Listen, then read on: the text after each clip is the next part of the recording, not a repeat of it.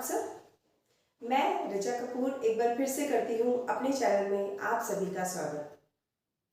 आज के इस वीडियो में हम बात करेंगे विराम चिन्ह की। विराम चिन्ह किन्हें कहते हैं, ये कितने प्रकार के होते हैं, कौन कौन से होते हैं, इनके चिन्ह कौन से होते हैं, सारी बातें करेंगे आज हम इस वीडियो में। तो चलिए शुरू करते हैं। विराम चिन्ह। हिंदी भाषा को लिखते समय हम कुछ चिन्हों का प्रयोग करते हैं, कुछ सिंबल्स होते हैं जिन्हें हम यूज करते हैं, उन्हें हम विराम चिन्ह कहते हैं। आप कहेंगे मैम विराम चिन्ह क्यों हम प्रयोग करते हैं? देखिए, विराम मतलब ठहराव। शाब्दिक अर्थ जो विराम का है वो है ठहराव। अब हम कुछ बोल रहे हैं, कुछ लिख रहे हैं, आपने नोट किया होगा कि जब भी हम कुछ बोलते हैं तो कहीं रुकते हैं। लिखते टाइम जब हम कोई चीज लिख रहे हैं और उसको कोई पढ़ेगा तो कैसे पढ़ेगा, कहाँ पर रुकना है, कहाँ तेज पढ़ना है, कहाँ ज्यादा रुकना है, कहाँ पूरी तरह से रुकना है, ये सब कुछ निर्भर करता है हमारे विराम चिन्ह पर। ठीक है, तो विराम चिन्ह इतना तो समझ आ गया होगा आपको, विराम चिन्ह कहते किसे हैं, जो हमारे बहुत सिंपल भाषा में आपको समझा रही हूं मैं कि जब हमें ठहराव दिखाना होता है उसे हम विराम चिन्ह कहते हैं। अगले भाव या विराम को प्रकट करने के लिए जो चिन्ह लगाए जाते हैं उन्हें हम विराम चिन्ह कहते हैं। तो आपको शाब्दिक अर्थ मैं बता चुकी हूँ, इसका ठहराव होता है। आज सिर्फ हम बात करेंगे इस वीडियो में विराम चिन्ह के नाम, उसको इंग्लिश में क्या कहते हैं और उसके चिन्ह क्या है। सबसे पहले आते हैं अल्प विराम, जिसे कहते हैं कॉमा। इसका सिंबल होता है छोटा सा। अल्प विराम छोटा सा विराम। अर्ध विराम सेमीकोलन, इसमें ये जैसा कॉमा होता है उसके ऊपर एक डॉट लग जाती है तो ये होता है अर्ध विराम। ठीक है, तीसरा है पूर्ण विराम, फुल स्टॉप। ये डॉट है फुल स्टॉप, पर हिंदी में हमारा ये पूर्ण विराम ऐसे होता है। एक हिंदी व्याकरण में जो विराम चिन्ह है वो हमारा ये अपना है हिंदी व्याकरण का। बाकी के जितने भी विराम चिन्ह हैं ये अंग्रेजी भाषा से लिए गए हैं। ठीक है, तो पूर्ण विराम फुल स्टॉप इसीलिए अलग है, इसका इंग्लिश में डॉट होता है और हिंदी में ये एक डंडा आता है जिसे पूर्ण विराम बोलते हैं। नंबर 4 पर है उपविराम, जिसे कॉलन कहते हैं। डॉट, 2 डॉट आ जाते हैं ऐसे ऊपर नीचे, इसे क्या कहते हैं, उपविराम। फिर है विस्मयाबोधक चिन्ह, इंटरजेक्शन। इसमें पूर्ण विराम की तरह एक डंडा आएगा और नीचे एक बिंदी लग जाती है। ठीक है, फिर है प्रश्न चिन्ह, क्वेश्चन मार्क। क्वेश्चन मार्क तो सभी बच्चों को भी पता है, सब बड़ों को पता है। ये ऐसे ऐसे और ये नीचे बिंदी लग गई तो ये बन गया क्वेश्चन मार्क, प्रश्न चिन्ह। कोष्टक चिन्ह, ब्रैकेट।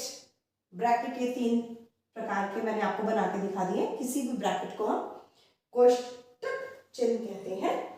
फिर है योजक चिन्ह, हाइफन। हाइफन योजक ये छोटा सा एक डंडी ऐसे, हाइफन। ठीक है, तो अभी हमने ये आज किए, एक बार इसको रिवाइज कर लेते हैं। अल्प विराम कोमा, अर्ध विराम सेमीकोलन, पूर्ण विराम फुल स्टॉप, उपविराम कॉलन, विस्मयाबोधक चिन्ह इंटरजेक्शन, प्रश्न चिन्ह क्वेश्चन मार्क, क्वेश्चक चिन्ह, कोष्टक चिन्ह ब्रैकेट, योजक चिन्ह हाइफन। इनमें से जो हमारा हिंदी व्याकरण का है वो क्या है, पूर्ण विराम। चलिए अब बाकी क्या करते हैं। अगला है हमारा अवतरण या उदाहरण चिन्ह, इसे इन्वर्टेड कॉमा भी कहते हैं और इसका सिंबल होता है ये। ठीक है, 2 ऊपर 2, मतलब इस साइड 2 इस साइड, इन्वर्टेड कॉमास के अंदर ये आ जाएगा, इसे अवतरण चिन्ह कहते हैं। ठीक है, लाघव चिन्ह, एब्रिविएशन। एब्रिविएशन साइन होता है 0 गोल बना देंगे। इनको मैं डिटेल में लेकर आऊंगी, कहाँ कहाँ यूज होता है, क्यों होता है, वो सब मैं आपको बताऊंगी आने वाली वीडियोस में। तो अभी हम सिर्फ बात कर रहे हैं हिंदी में क्या कहते हैं, उसे इंग्लिश में क्या कहते हैं और उसका साइन क्या होता है। ठीक है, विवरण चिन्ह होता है साइन ऑफ फॉलोइंग, उसमें 2 डॉट लगेंगे और एक छोटा सा हाइफन टाइप आ जाएगा। फिर है रेखांकन चिन्ह, अंडरलाइन। ये किसी शब्द के नीचे जो रेखा लगेगी वो ऐसे लगेगी, ऐसे शब्द के नीचे अंडरलाइन कर देंगे हम, उसको रेखांकन चिन्ह कहते हैं। पद लोप चिन्ह, ओमिशन। किसी चीज को हम बोल रहे हैं, फिर हम पूरा नहीं लिखना चाह रहे, स्टार्टिंग लिखा और एंड लिखा, बीच में डैश करेंगे, पॉइंट्स लगा देंगे, ओमिशन। इसे कहते हैं पद लोप चिन्ह। इसमें वो पूरे पद का लोप हो गया, वो पद लुप्त हो गया, इसलिए हमने इसको dash dash dot dot dot dot लगा दिया। ठीक है। फिर अगला है पुनरुक्ति सूचक चिन्ह, रिपीट पॉइंटर सिंबल। इसमें कोई शब्द लिखा, उसको हम दोबारा रिपीट नहीं करना चाह रहे, तो हम उसकी जगह ये दो ऐसे दो कॉमास लगा देंगे। ठीक है, तो ये हो गया पुनरुक्ति सूचक चिन्ह। फिर है विस्मरण चिन्ह, त्रुटिपूर्ण चिन्ह। कई बार होता है कि हम कुछ लिख गए और उसमें उस वाक्य में हमने कोई शब्द हमसे लिखना रह गया, हम भूल गए, तो उसके लिए ऐसे एरो लगा देते हैं। ठीक है, एरो लगाया और ऊपर वो शब्द लिख देते हैं।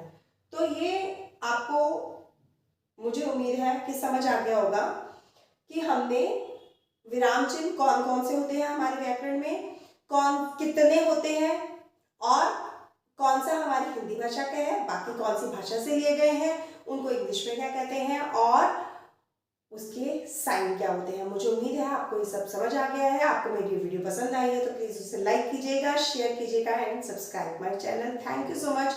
मैं आपसे मिलूंगी अपनी अगली वीडियो में, तब तक के लिए नमस्कार।